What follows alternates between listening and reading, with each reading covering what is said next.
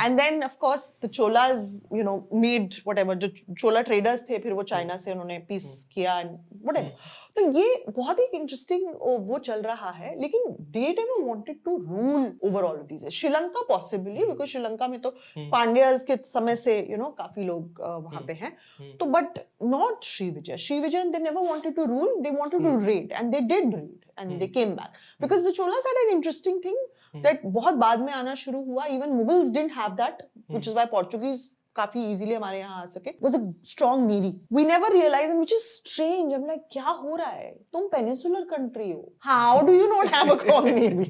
मतलब this is one of the main things you should be having, right? You would think it's so obvious कि navy रखो, but they were not connected ना। Forget about not connected. Peninsular India में सिर्फ चोलास ही the only ones who have some rudimentary form of navy. पर औरंगजेब के खिलाफ तो एक वो हिंदू ब्लॉक के वो तो औरंगजेब के समय तक you know we had developed decent guns.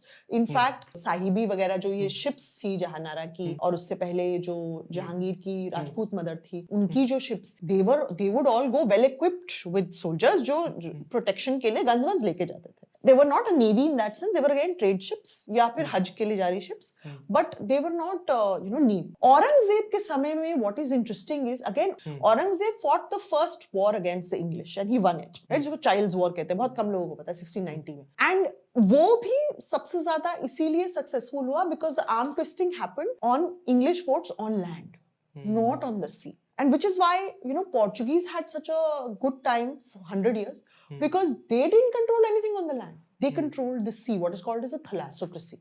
Okay. Empire on sea.